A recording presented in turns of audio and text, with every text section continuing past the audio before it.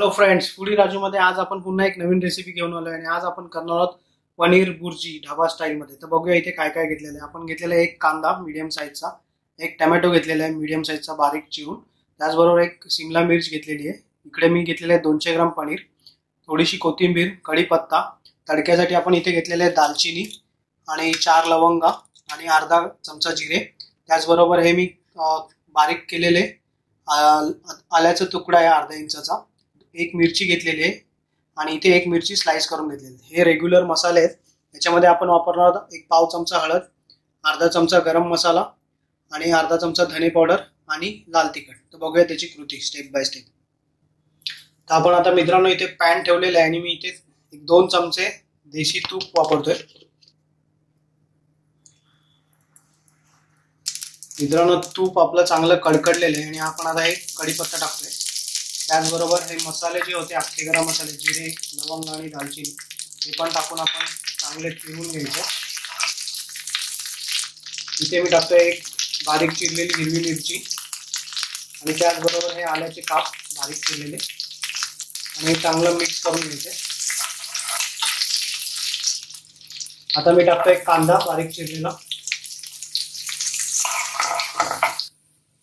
कांदा आपला झालेला आहे। आपण आता इथे एक बारीक चिरलेला टोमॅटो टाकतोय आणि तो पण आपल्याला याच्यावर मिक्स करायचा आहे प्रॉपरली।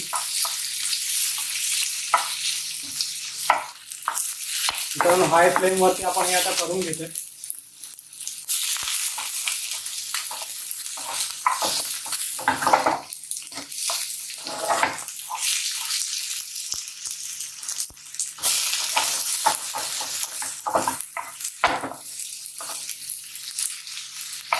गॅस स्लो केलेला आहे मी आता आणि मी इथे टाकतो एक पाव चमचा हळद, एक चमचा लाल तिखट, अर्धा चमचा आपला गरम मसाला आणि त्याचबरोबर अर्धा चमचा धने पावडर।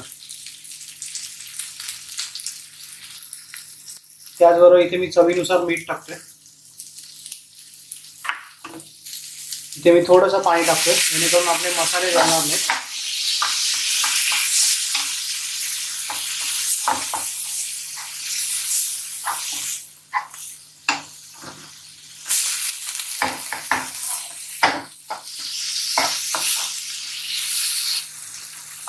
शिमला मिर्च टाकतोय मी एक बारीक चिरलेली,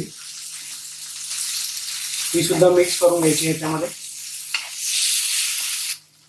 याच्यामध्ये मी एक मिरची टाकतोय 2 तुकडे करून आणि थोडीशी कोथिंबीर टाकतोय या मसाल्यातच। इथेच मी आता आपलं पनीर स्मॅश करून घेतलेलं आहे ते टाकतोय आणि आता हे व्यवस्थितरित्या पूर्णपणे परतून घ्यायचं आहे आपल्याला।